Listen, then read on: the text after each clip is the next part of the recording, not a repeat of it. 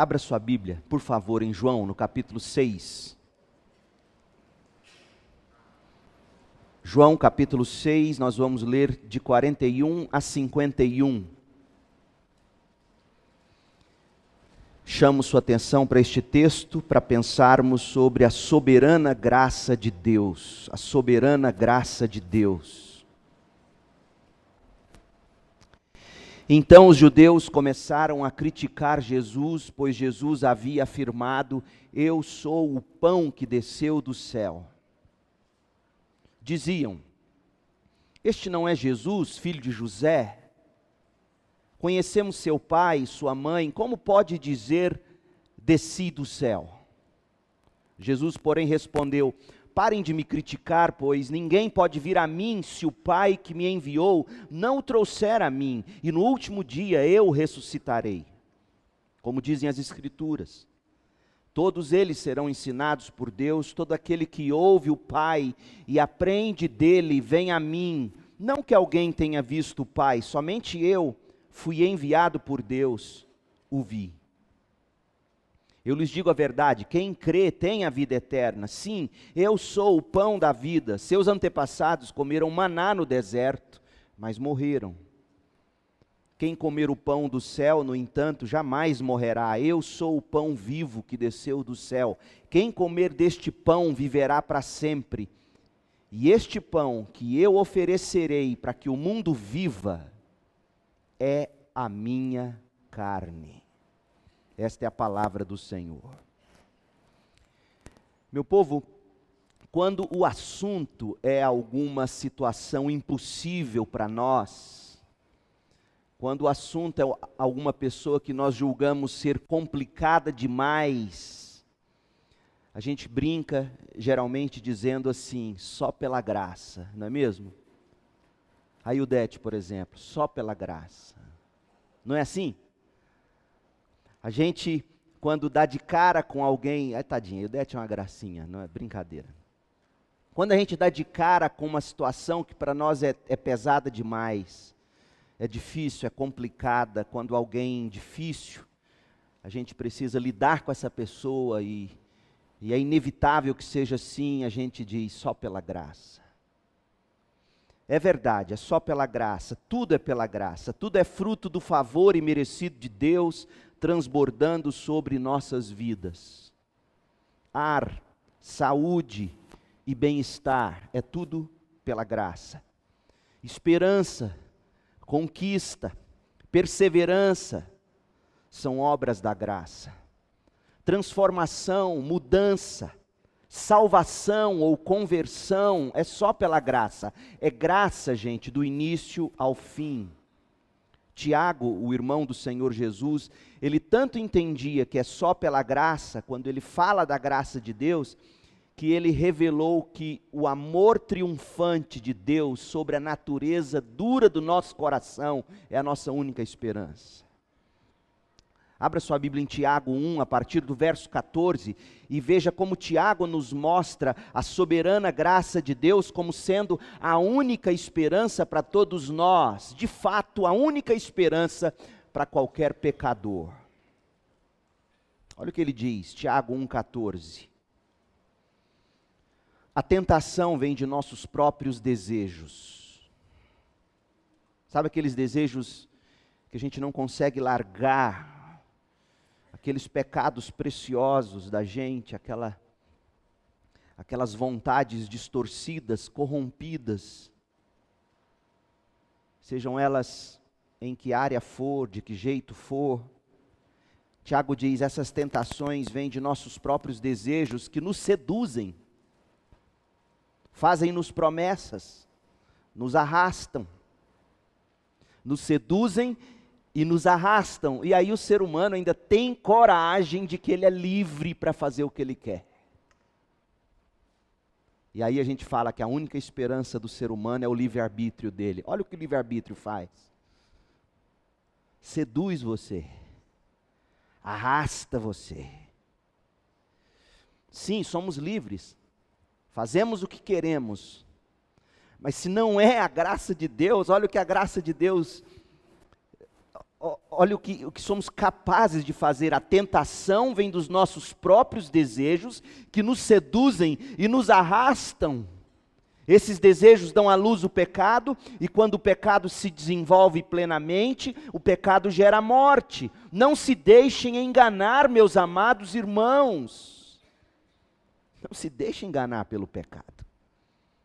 E aí ele fala da graça soberana de Deus. Toda dádiva que é boa e perfeita vem do alto.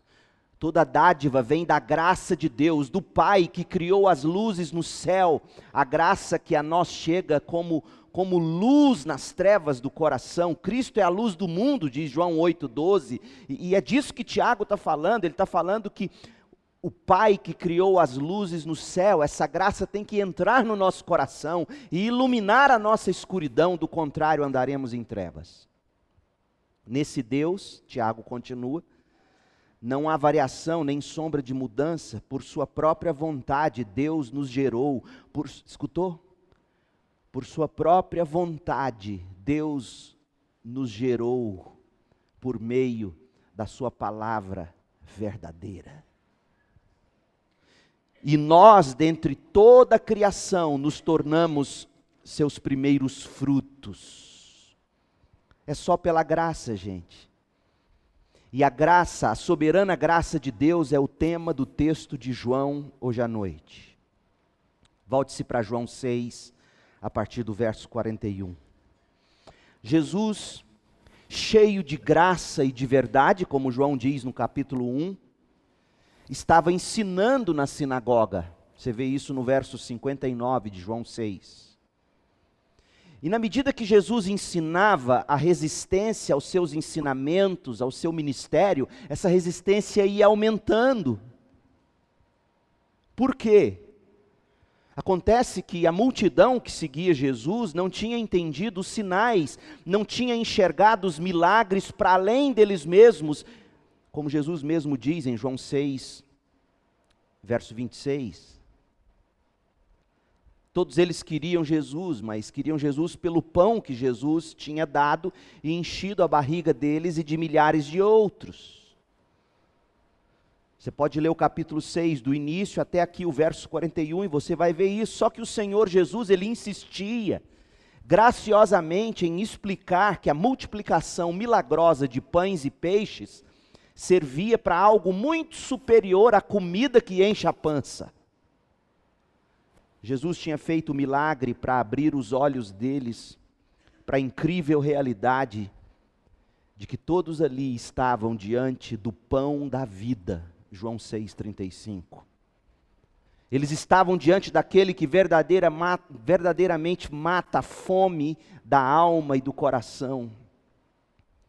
O propósito de João, quando nos narra esses episódios, é ensinar que, como Cordeiro de Deus, que tira o pecado do mundo, João 1,29, Jesus veio para salvar o pecador que crê na vida e na obra de Jesus. Ele é o Cordeiro de Deus, o nosso substituto, e quem nele crê tem salvação. Mas João quer mostrar mais do que isso. João quer mostrar, João 6,35, João 6,48, João quer mostrar que Jesus é também o pão da vida, o pão que desceu do céu, João 6,41, João 6,51. E esse pão que desceu do céu, ele veio para satisfazer o coração dos pecadores salvos pela graça. E eles se saciam em Cristo através de um relacionamento íntimo, pessoal e de fé com o Senhor. Só que tem um problema, como já dissemos, é que aquela multidão não tinha entendido nada disso. A multidão queria mais milagres, queria mais pão, queria encher de novo a pança. E a pressão sobre Jesus vai aumentando, e daquele momento em diante, o ministério dele vai sofrendo cada vez mais pressões e a coisa vai piorando. Na primeira vez que a multidão retrucou Jesus, aqui no capítulo 6, aquela multidão insistiu que Jesus provasse ser alguém superior a Moisés, afinal, Moisés tinha dado pão para eles, maná, todo dia no deserto. E eles dizem, se você é superior a Moisés, se o Senhor é superior a Moisés, João 6,30, João 6,34, então faça de novo esse milagre.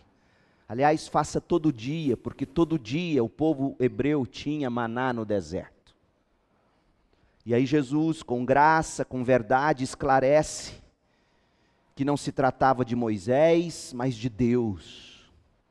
Não se tratava de pão que perece, mas de pão que faz reviver e satisfaz a alma, e que crer nele era obra do amor triunfante de Deus. Nós vimos isso domingo passado à noite. Agora, pela segunda vez, essa multidão retruca Jesus. E eles começam a se exaltar. Olha o verso 41, nosso texto de hoje. Então os judeus começaram a criticá-lo. Eles saíram do campo do desafio, do debate, e caíram no campo da murmuração, começaram a murmurar contra Jesus. Por quê? Porque Jesus tinha afirmado, eu sou o pão que desceu do céu. Percebe? Quanto mais o Senhor se revela, quanto mais Ele fala com graça e com verdade, mais os judeus vão se irritando com Ele. Mais eles odiavam Jesus e planejavam parar Jesus, tentando dar fim à vida de Jesus. E Jesus não para, e Jesus continua se revelando, e Jesus continua falando, e esse desdobramento, essa ira dos judeus que vai aumentando na proporção em que Jesus insiste em dizer quem Ele é. Quanto mais Ele se revela, mais as pessoas se iravam contra Ele. Esse desdobramento vai ficando cada vez mais claro na medida em que a gente prosseguir no estudo de João. Mas hoje, olhando para este episódio aqui em tela, que lição nós tiramos dele para nós? A lição é sobre a graça, a soberana graça de Deus. E dessa lição principal, a gente vê escorrer 4 verdades. Primeiro, a dureza do coração humano sem a graça. Segundo, a divina intervenção pela graça. Terceiro, qual é a dieta do povo da graça? E quarto, a definição, quem é esse povo da graça? Vamos começar pela dureza do nosso coração. A dureza do coração sem a graça. Olha aqui o verso 41 e o verso 42 e veja se esse povo não era obstinado, duro. Então os judeus começaram a murmurar contra ele, começaram a criticá-lo, pois Jesus havia afirmado, eu sou o pão que desceu do céu. E olha o que eles trazem à mesa, para desqualificar Jesus. Diziam, este não é Jesus, filho de José? Conhecemos seu pai e sua mãe, como ele pode dizer, desci do céu? Os judeus, gente, começaram a criticá-lo, porque o Senhor lhes revelou a verdade mais maravilhosa. A verdade verdadeiramente libertadora, totalmente saciadora, que qualquer ser humano jamais poderá ouvir do lado de cada morte, ou seja, eu sou o pão da vida. Você tem fome, e você só vai matar sua fome comendo do pão da vida. Eu sou o pão da vida, coma de mim, sacie-se comigo. Era isso que Jesus estava oferecendo, nada além disso.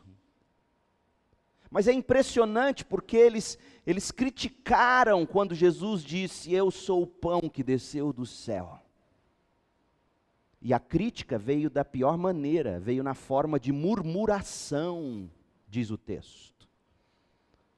A Almeida, Revista e Atualizada, a versão bíblica diz murmuração, a nova versão transformadora, a NVT, chama de crítica. E essa palavra crítica ou murmuração vem de uma palavra grega que diz gogudzo. É uma palavra onomatopeica. O que é uma palavra onomatopeica? O que é uma onomatopeia? Quando você diz fulano é cri-cri demais. Esse cri-cri é uma palavra onomatopeica. O que a gente quer dizer quando diz fulano é cri-cri? Ele é tão enjoado quanto o barulho de um grilo que fica cri, cri, cri na sua cabeça. Atim.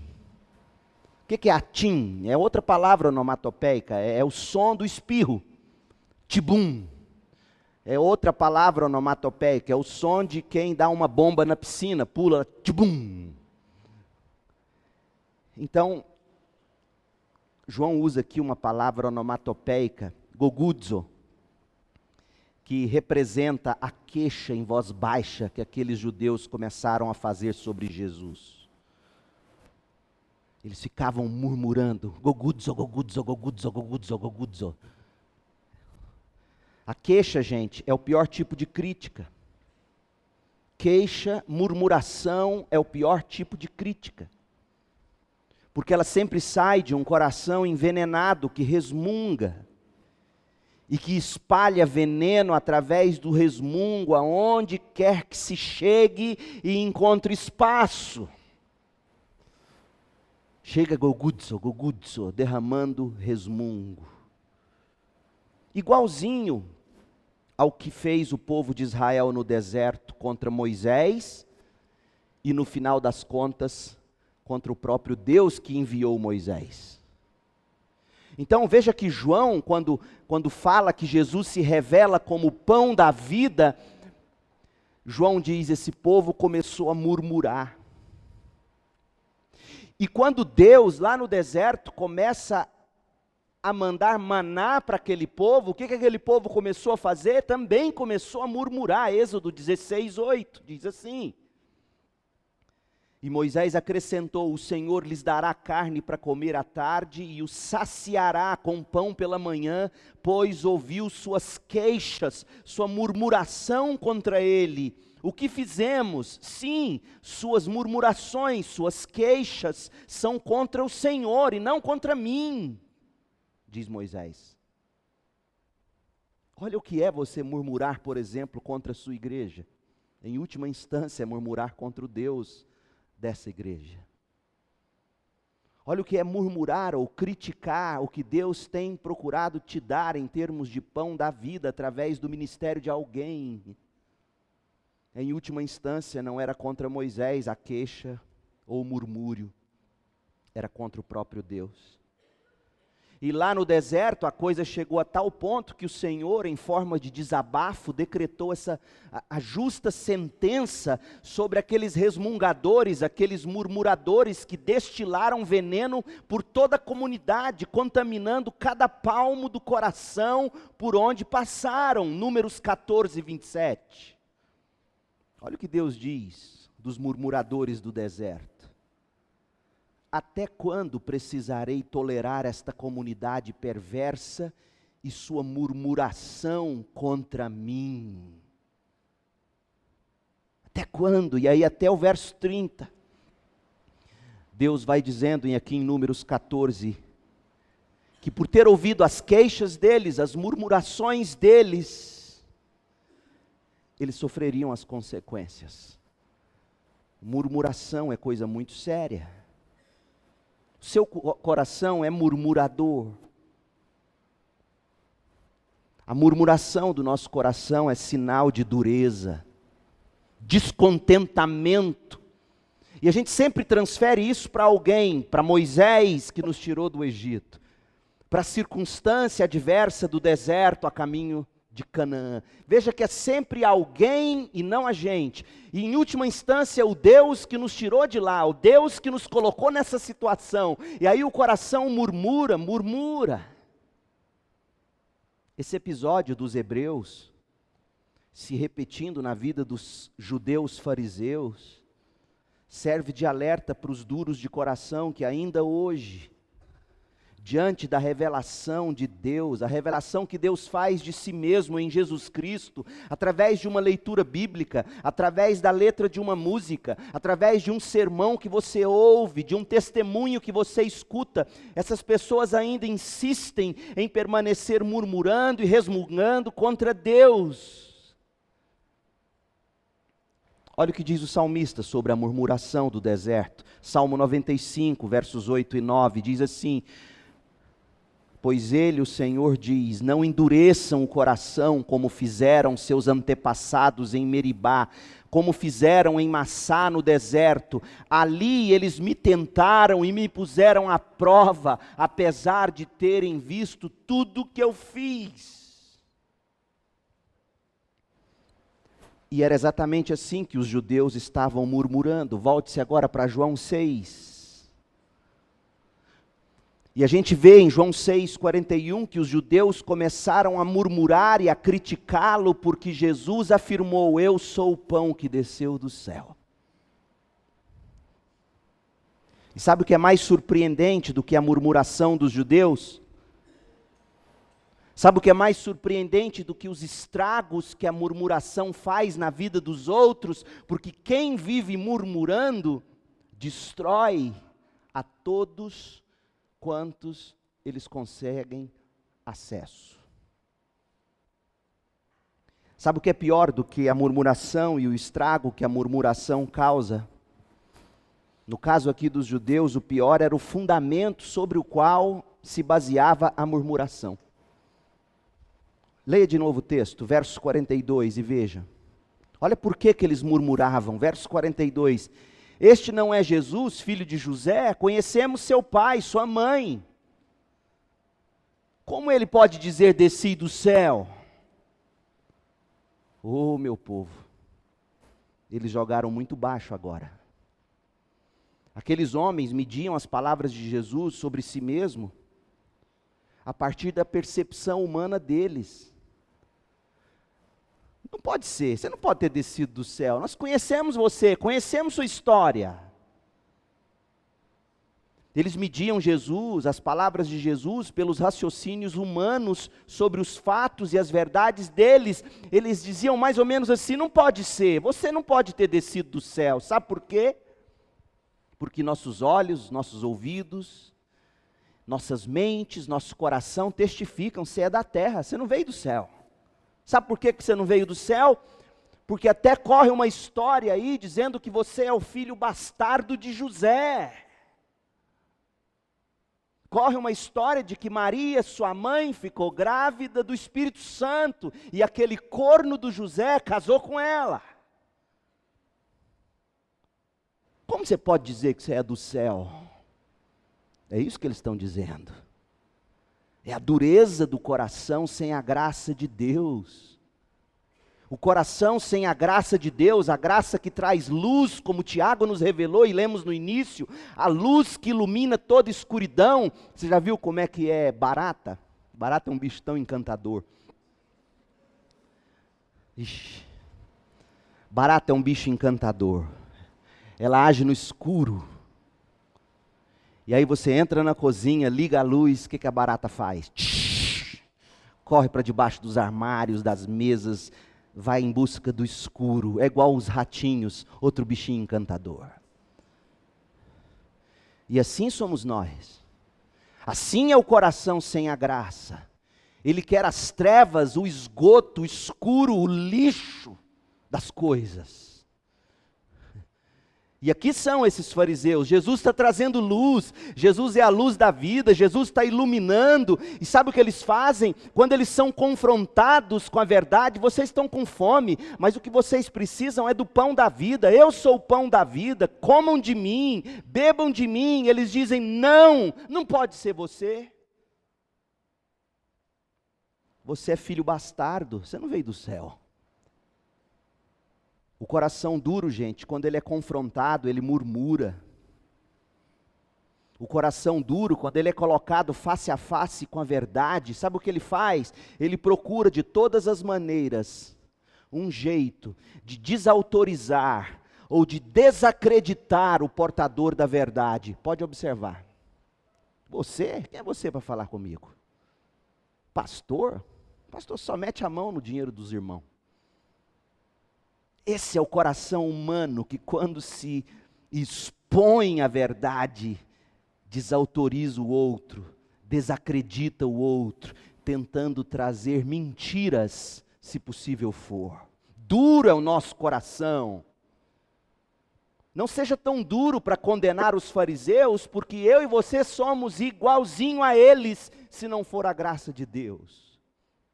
Pobres de nós sem a graça de Deus. A gente vai passar pela vida murmurando de Deus, denegrindo quem se levanta para falar de Deus com graça e verdade.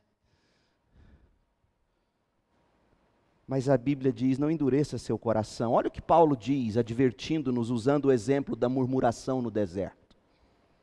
1 Coríntios 10, versos 10 e 11, Paulo diz assim: e não se queixem como alguns deles se queixaram. Sabe por quê? Porque quem vai até o fim se queixando é destruído pelo anjo da morte. Essas coisas que aconteceram a eles lá no deserto nos servem como exemplo. Foram escritas como advertência para nós que vivemos no fim dos tempos. A dureza do nosso coração sem a soberana graça de Deus. É isso que João quer que a gente veja.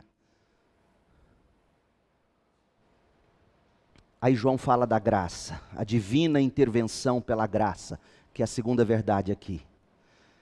A divina intervenção pela graça, a gente vê em João 6, de 43 a 46.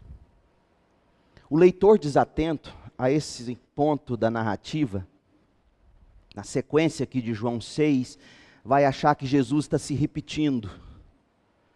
Porque Jesus, a partir do verso 43, ele vai dizer coisas que ele já tinha dito lá no verso 37, 38, 39, e parece que ele está se repetindo aqui, e aí esse capítulo acaba ficando meio confuso. Mas na verdade, Jesus está dizendo o seguinte: parem de querer argumentos humanos, porque o que precisa acontecer no seu coração para você deixar de ser tão bruto, tão duro, tão incrédulo, o que você precisa de fato não é de melhores argumentos. Você precisa da graça de Deus arrastando você, como Tiago disse que acontece. Olha o que Jesus diz. Eu quero que você preste atenção, se você estiver lendo na NVT, a nova versão transformadora, eu quero que você preste atenção na conjunção aqui. Conjunção adversativa. Porém, verso 43, Jesus, porém, respondeu. Essa conjunção não existe no grego. Tanto que a Almeida, Revista e Atualizada, não traz a conjunção. A nova versão internacional, a NVI, não traz a conjunção. Outras versões não trazem, mas a NVT, penso, colocou a conjunção aqui, porque quer mostrar o que Jesus vai repetir, coisa que ele já tinha dito no verso 37, mas Jesus repete aqui, para dizer o seguinte: essa dureza do coração de vocês só se cura pela graça. Porque nos versos 41 e 42, o que eles disseram? Eles disseram: não, você não pode ser do céu. Nós conhecemos seu pai, conhecemos sua mãe, conhecemos sua história. E aí vem o 43, Jesus, porém, respondeu: parem de murmurar, parem de criticar. Por quê? Porque ninguém pode vir a mim, se o Pai que me enviou não o trouxer, e no último dia eu ressuscitarei. Pare de resmungar, porque se o Espírito Santo de Deus não agir na sua vida, regenerando você, fazendo você nascer de novo, gerando você pela palavra da vida, como Tiago disse, parece que Tiago leu João, é impressionante. Se o Senhor não arrastar você pelo Espírito, se o Pai não trouxer você, para no último dia eu te ressuscitar, você nunca virá a mim, diz o Senhor. Porque você vai amar continuar com seu coração duro e murmurador. Como dizem as Escrituras, continua Jesus, lá em Isaías 54, 13, todos eles serão ensinados por Deus, todo aquele que ouve o Pai e aprende do Pai, todo que ouve o Pai, aprende do Pai, vem a mim. Não que alguém tenha visto o Pai, somente eu, que fui enviado por Deus, o vi. E Jesus está dizendo algo muito importante sobre a nossa conversão.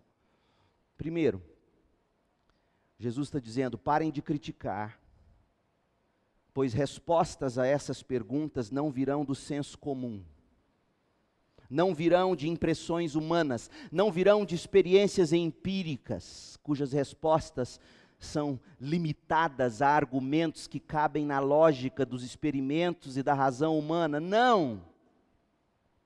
As respostas não são limitadas apenas ao que o olho consegue ver, o ouvido consegue ouvir, o coração consegue sentir. Não, nada disso. A resposta vem do Deus que decisivamente inicia a salvação na gente, regenerando o pecador, colocando fé no coração e dizendo: creia. É mais ou menos assim. Eu estou aqui, o Orlando começa a dar um ataque de coração. E digamos que nós tenhamos aqui dentro da congregação um cardiologista que não larga da maletinha e lá dentro ele tem um desfibrilador, aquele negócio que você dá o choque aqui no peito dele.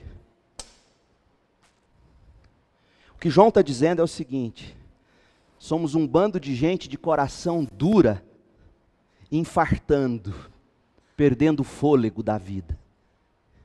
E se Deus não chegar com desfibrilador e dizer: respira, respira, ninguém vem à vida. É isso que João está dizendo.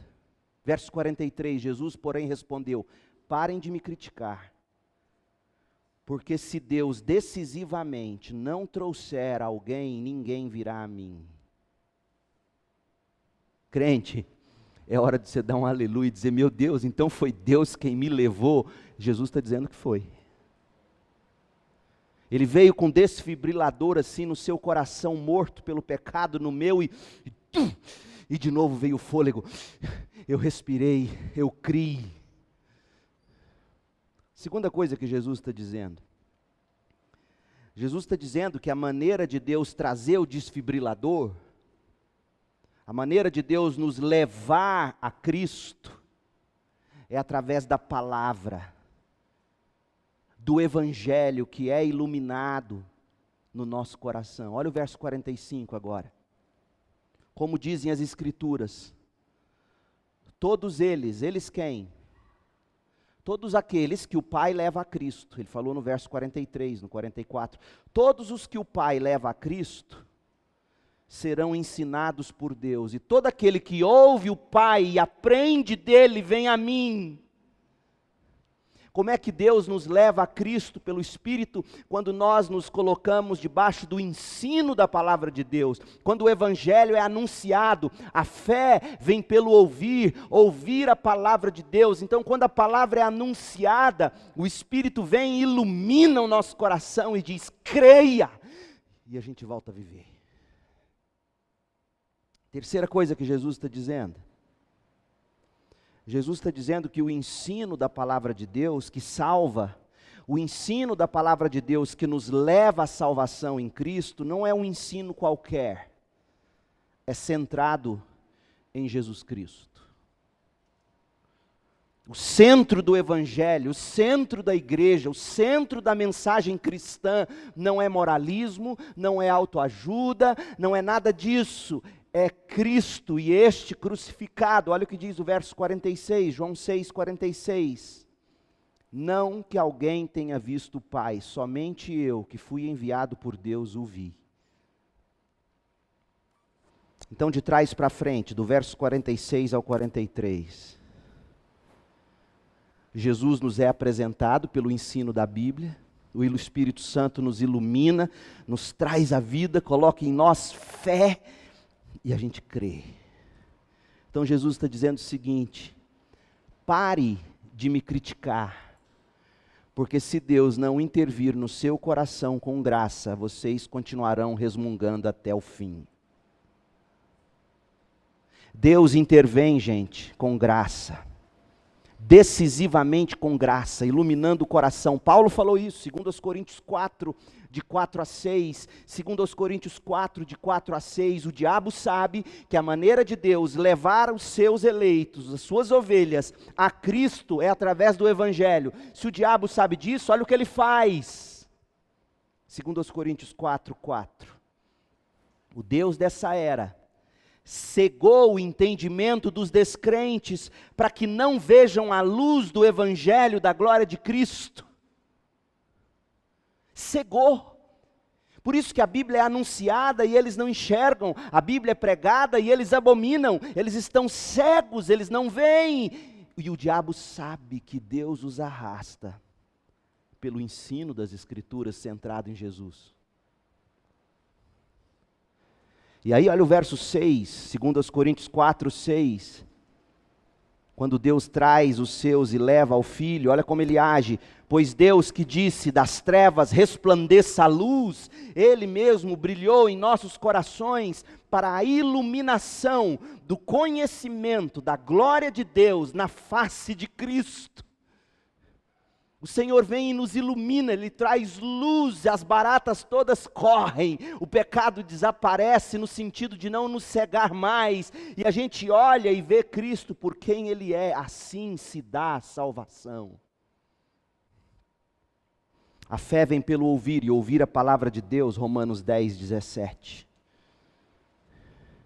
Gálatas 3,5, Paulo diz assim, volto a perguntar, acaso aquele Deus que lhes deu o Espírito e realizou um milagre entre vocês, agiu assim porque vocês obedeceram à lei, ou porque vocês creram na mensagem que ouviram? Paulo está dizendo em Gálatas 3,5 que no momento que a mensagem foi anunciada, o Evangelho de Cristo foi anunciado, o Espírito os iluminou e eles creram. E foi assim que o Pai levou eles ao Filho.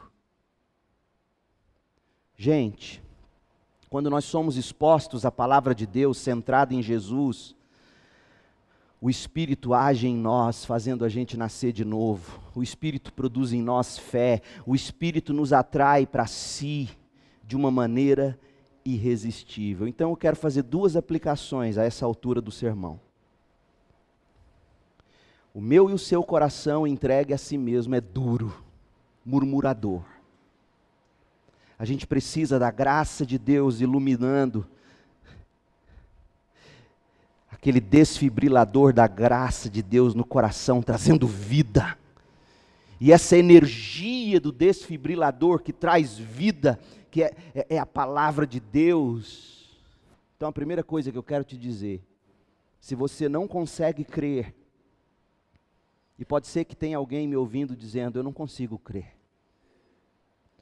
Se você é dos que ainda murmuram, mesmo que aí caladinho no seu coração, apenas com você, murmura, critica,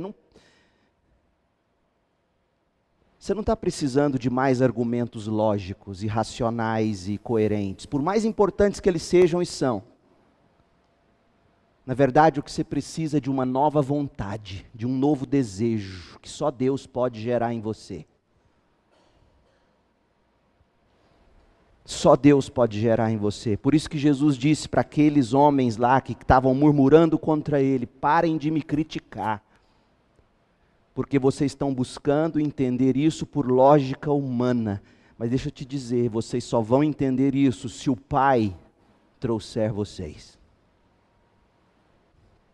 Isso nos humilha, porque nos coloca dependentes da graça.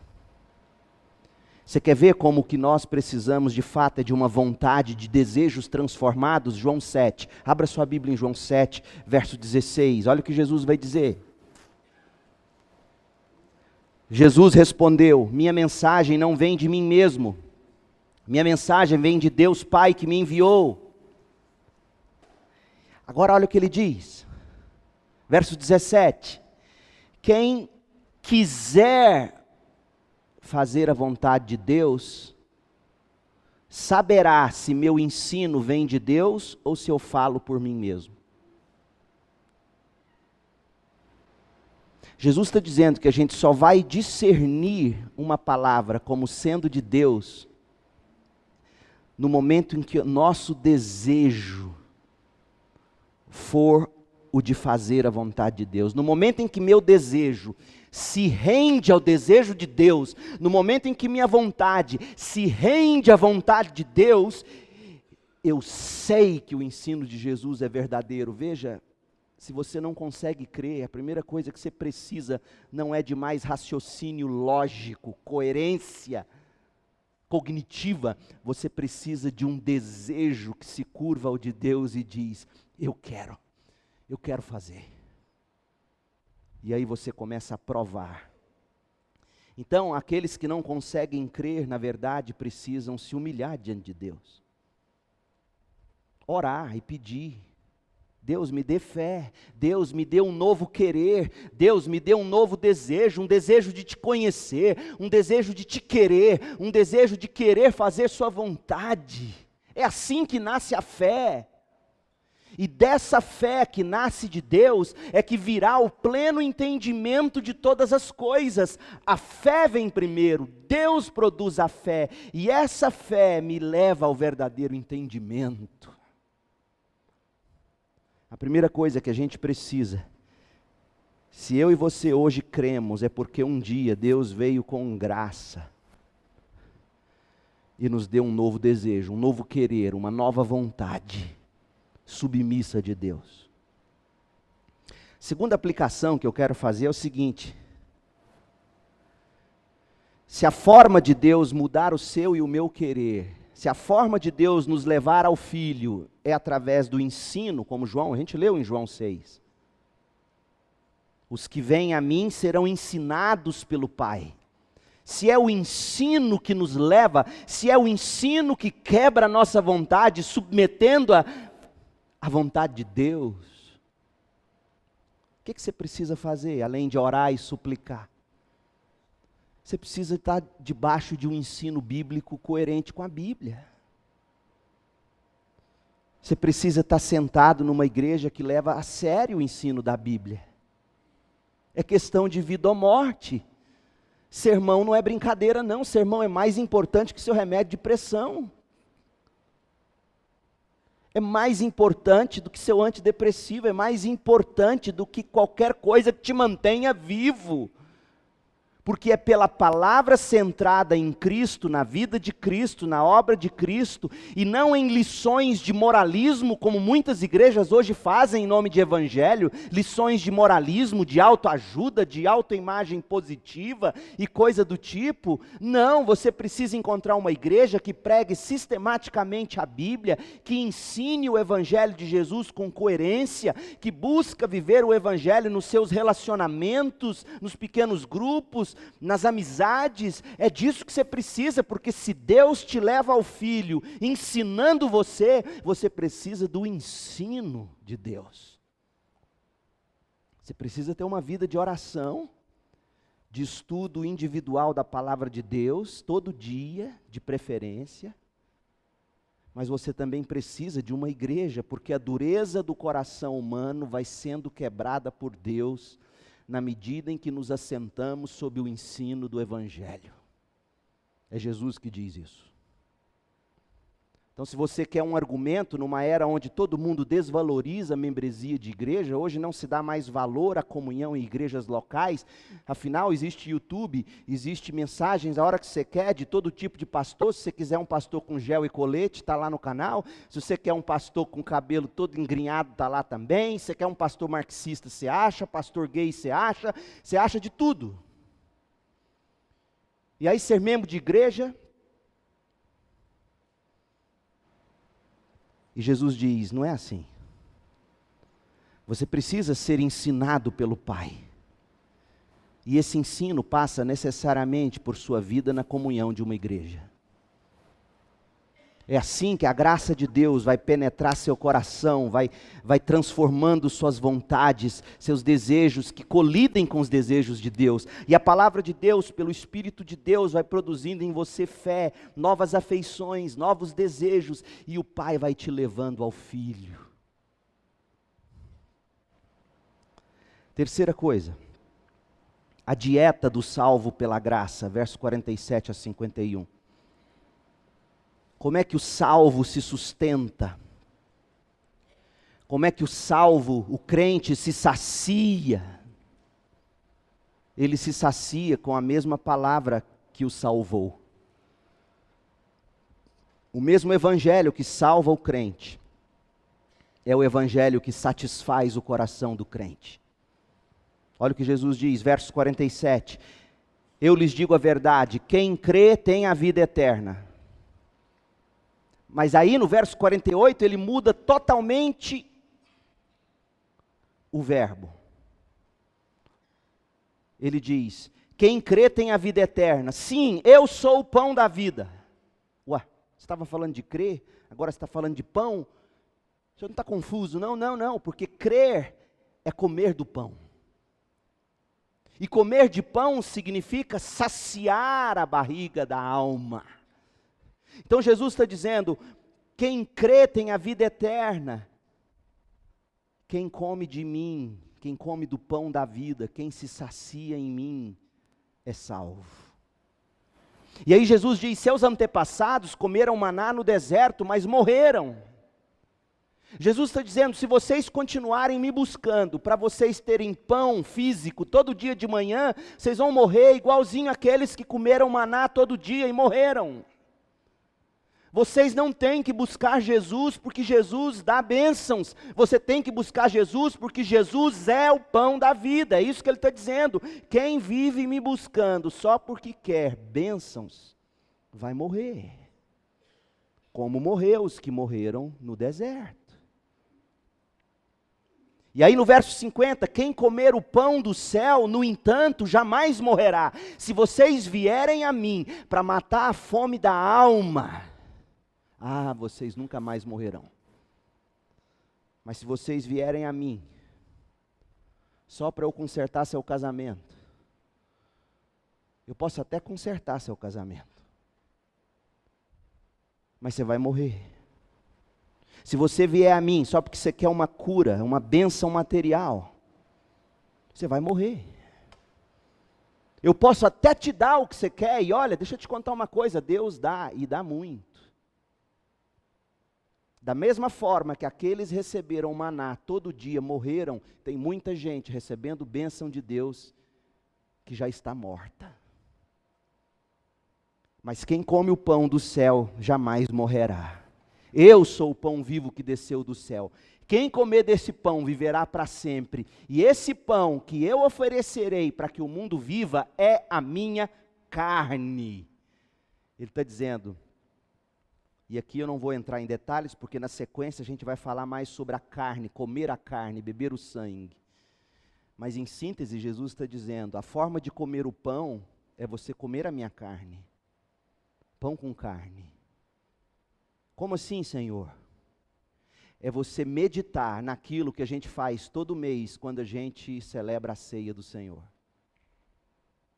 É lembrar que para a gente ser salvo, Cristo viveu no nosso lugar, o justo no lugar do injusto. A vida sem pecado que a gente não consegue viver. Morreu a nossa morte para vivermos a vida dele. Foi sepultado, ressuscitou. Então, quando ele fala minha carne aqui, ele está resumindo a mensagem do Evangelho. Ele está dizendo, sabe como é que você come e vive para sempre? Saboreando o meu Evangelho todo dia, toda hora.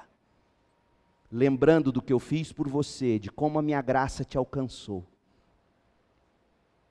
Essa é a dieta do crente, o evangelho da glória e da graça de Deus. Não queira outro evangelho, não queira outra mensagem, que não tenha cheiro do sangue de Cristo. Porque você pode até se saciar por um momento, mas na manhã seguinte você vai ter fome. E se você for buscar, você pode até ter de novo. Mas o próprio Jesus diz, mas no final você morre. Agora, quem come do meu pão, quem come de mim, quem se alimenta do meu evangelho, da obra que eu realizei, esse vive. E a última coisa que eu quero que você veja, que tipo de gente a graça produz? Vamos revisar o que a gente viu? Primeiro a gente falou da dureza do coração.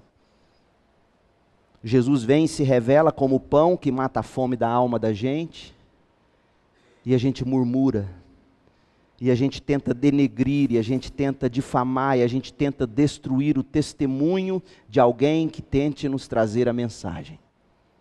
O coração é duro. Mas vem a graça de Deus, o Senhor pelo Espírito nos coloca sob o ensino do Evangelho. Ilumina os nossos olhos do coração, faz-nos ver Cristo, acorda-nos da morte. A gente crê e a gente passa a viver desse Evangelho que nos salvou, a gente come de Jesus. Que tipo de gente é a gente que foi alcançada pela soberana graça de Deus? Em primeiro lugar, é um tipo de gente humilde. A soberania de Deus na salvação tem que produzir crentes humildes. Porque se foi Deus que me amou primeiro, porque se foi Deus que entrou no meu coração com esse desfibrilador me arrancando da morte, e se Ele não tivesse isso, eu ainda estaria lá morto. Se tudo decisivamente começou em Deus, como é que eu posso me orgulhar? Se foi vontade dEle primeiro. Crente tem que ser humilde. Segundo, a soberana graça de Deus nos enche de gratidão. Crente tem que ser grato. Porque eu e você não merecíamos isso. Eu e você, no lugar daqueles judeus, teríamos chamado Jesus do jeitinho que eles chamaram, filho bastardo. Mas Deus não se curvou a isso. Como vimos domingo passado, seu amor triunfou sobre a dureza do nosso coração. Como estamos vendo hoje, a graça soberana de Deus triunfa sobre a nossa vontade, nos dando um novo desejo.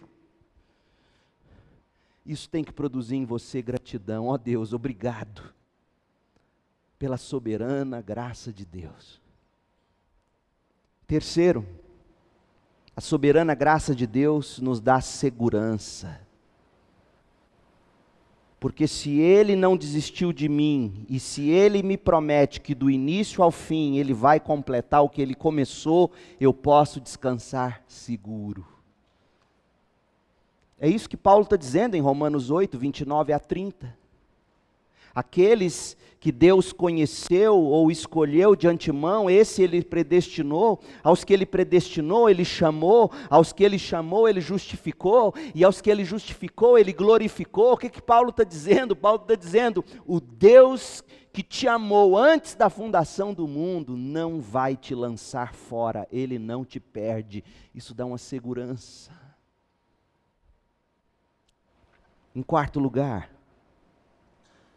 a soberana graça de Deus dá a nós esperança para a conversão daquelas pessoas que a gente ama e que a gente acaba pensando, não tem jeito, meu filho não tem jeito, pastor.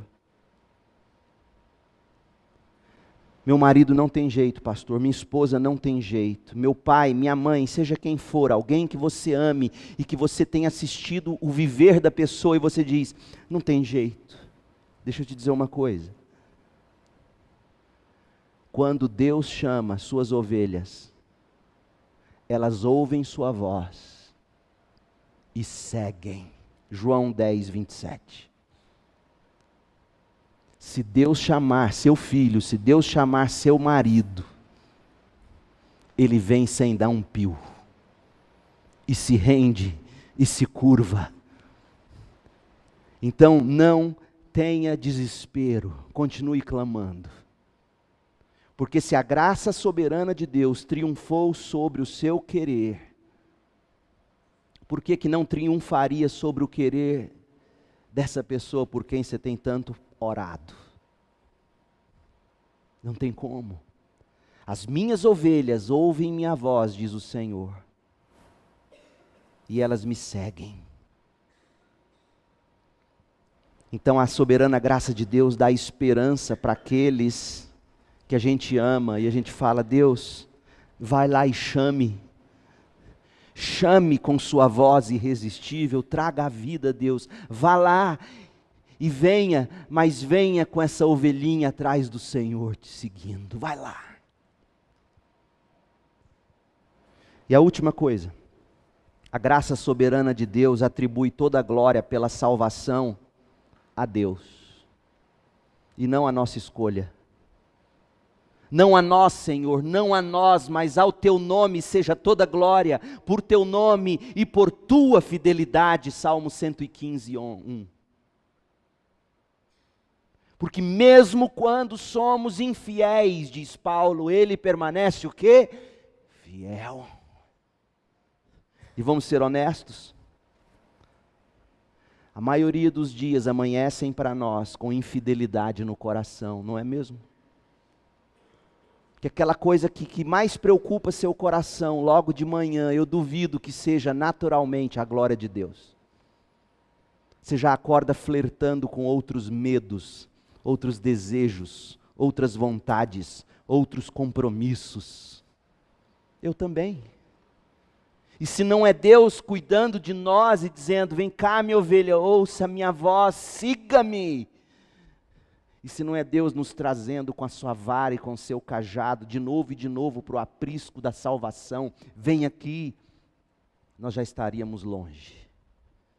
Então esse é o tipo de gente que a graça soberana de Deus produz, gente humilde diante do Pai, gente grata a Deus, gente segura da salvação, gente cheia de esperança na salvação do pecador, e gente que vive glorificando a Deus pela tão grande salvação que a gente recebeu. Gente assim não melindra, gente assim não se amedronta, gente assim se arrisca, se entrega pelo outro, para buscar e salvar o perdido. É assim a sua vida? Arrependa-se e creia em Cristo, coma de Cristo, sacie-se no pão da vida. Feche seus olhos e vamos orar.